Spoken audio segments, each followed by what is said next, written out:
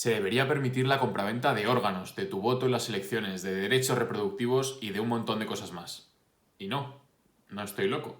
Déjame darte un dato. En 2019, unos 95.000 americanos estaban en lista de espera para recibir un trasplante de riñón. La mayoría no recibirá su trasplante. La gente simplemente no está dispuesta a dar sus órganos gratis. Al menos por respeto a esta gente que muere, lo mínimo es plantearse la venta de órganos. Y así con un montón de cosas. Esto es lo que defienden dos profesores de economía y ética en su libro Mercados sin límites. Estos son Jason Brennan y Peter Jaworski, ambos de la Universidad de Georgetown en Estados Unidos. Te recomiendo ver este vídeo con la mente abierta, porque te aseguro que los argumentos que vas a escuchar no son los que te esperas. Dejemos una cosa bien clara antes de empezar. El debate sobre la economía de mercado terminó hace ya tiempo. Sí, ganaron los mercados. Como dijo la profesora McCloskey, podemos resumir la historia económica del mundo en lo siguiente.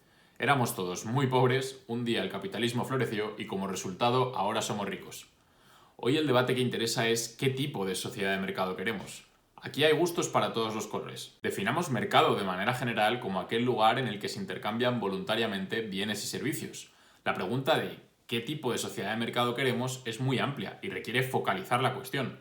En este vídeo en concreto nos centraremos en qué cosas deben venderse en el mercado, en si es moralmente correcto o desacertado vender o comprar ciertas cosas.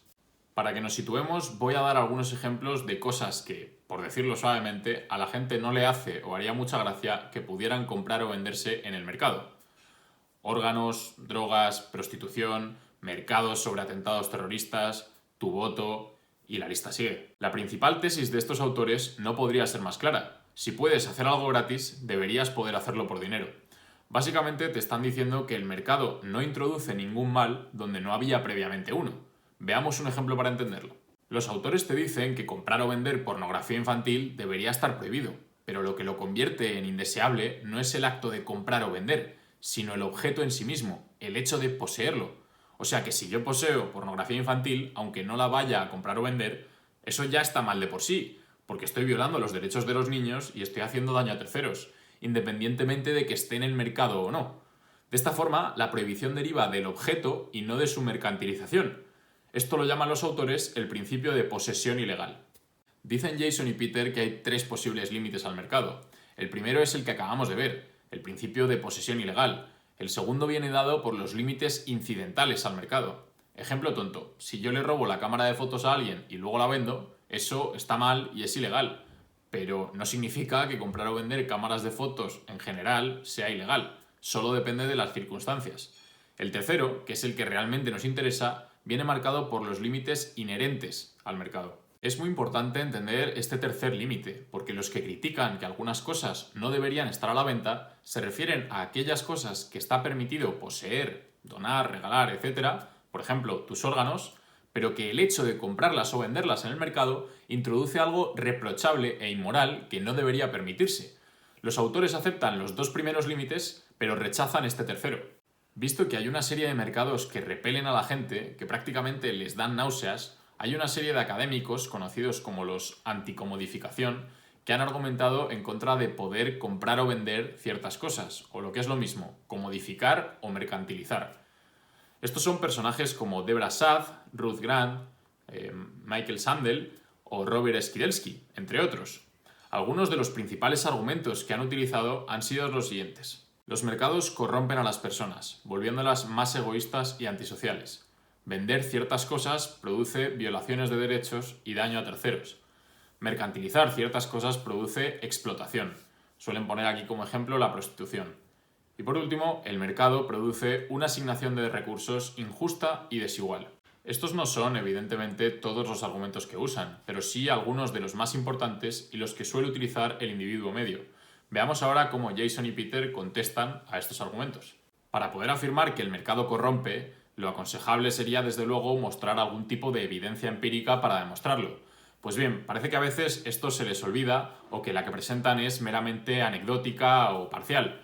La realidad es que hay una abrumadora evidencia justo de lo contrario. Por dar un par de ejemplos, aunque en el libro hay muchos más, el neuroeconomista Paul Thak encontró que el mejor predictor de la probabilidad de hacer ofertas más justas es el hecho de vivir en una sociedad de mercado, mucho más que cualquiera de los otros indicadores que estudiaron. Otro ejemplo lo podéis observar en este gráfico que compara el nivel de corrupción de un país en el eje vertical con su libertad económica en el eje horizontal. Se observa cómo hay una correlación positiva entre libertad económica y falta de corrupción de una sociedad. En relación al segundo argumento, de causar daño a terceros y violar derechos, dicen los autores que este simplemente no es un argumento en contra del mercado.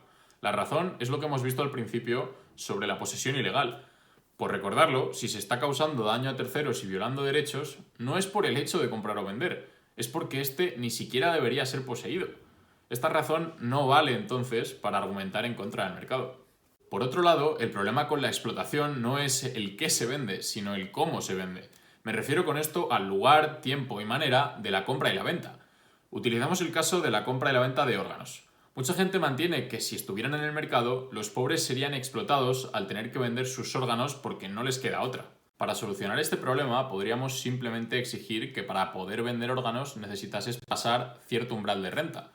Además, se dice que la gente no entendería los peligros para la salud que esto supone. Esto se podría solucionar con un test de conocimientos que necesitarás pasar si vas a vender tus órganos. De nuevo, estos argumentos no tienen nada que ver con si se puede o no mercantilizar, sino en cómo hacerlo, de manera que no van en contra del mercado, solo de su forma que se puede moldear. Por último, se afirma que el mercado produce una asignación de recursos que es injusta y desigual. Está claro que si se legaliza la venta de órganos, estos irían en su mayor parte a gente más rica, que es la que podría pagarlos si los necesita. Sobre esto, dos cosas. Pensemos en la compra y la venta de comida.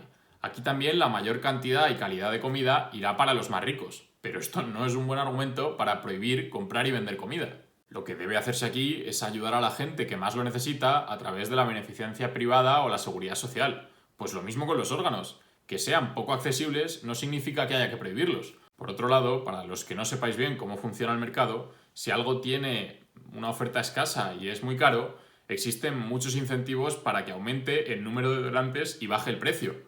Además, aumentan los incentivos para descubrir otras formas de proveer el bien, por ejemplo, a través de la inversión para crear órganos sintéticos. Repito que aquí no están recogidos todos los argumentos y que mis respuestas son esquemáticas y no me cubro de toda crítica. Si tenéis algo que decir, dejadlo en los comentarios y podemos debatir sobre el tema. Antes de terminar, sé que muchos tendréis la sensación de que da igual lo que yo pueda deciros, que aún así hay cosas cuya venta os produce una sensación muy desagradable, de asco o de repulsión, y que ese instinto os lleva a seguir estando a favor de prohibir la mercantilización de estas cosas, aunque yo pueda daros argumentos en contra. Dejadme que os diga que yo a veces tengo una sensación parecida. Los autores nos explican en el último capítulo que igual no tenemos que fiarnos tanto de nuestro instinto. Veamos por qué. La sensación de asco difiere sustancialmente de otras sensaciones, como el enfado. Russell y Giner Sorolla demostraron en sus estudios que el enfado como respuesta es mucho más fácil de justificar que el asco. Si crees que alguien está siendo explotado, tu respuesta más natural será la de enfadarte, y si te preguntan por qué lo estás, sabrás argumentarlo fácilmente. Y si te demuestran que esa persona no está siendo explotada, dejarás de estar enfadado. En cambio, la sensación de asco es mucho más difícil de explicar.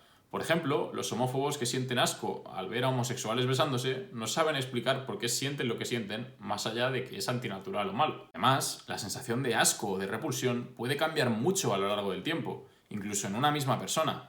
Por ejemplo, en la Edad Media estaba muy mal visto cobrar interés por los préstamos. Incluso llegó a estar prohibido durante varios siglos en ciertos lugares. Al final, es una sensación que proviene de la evolución de la especie humana para protegernos contra patógenos y contaminantes.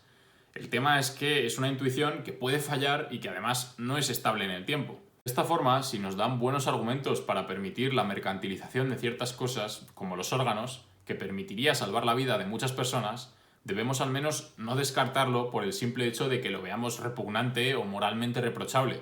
Quizá lo moralmente indeseable sea que pongas el mantenimiento de tu moral particular por encima de la vida de las personas. Y esto es todo por hoy. Espero que te haya convencido de darle al menos una oportunidad al mercado, porque muchas veces nuestros argumentos van en relación con el cómo y no con el qué, o ni siquiera son argumentos en contra del mercado. Nos vemos en el siguiente vídeo y un saludo.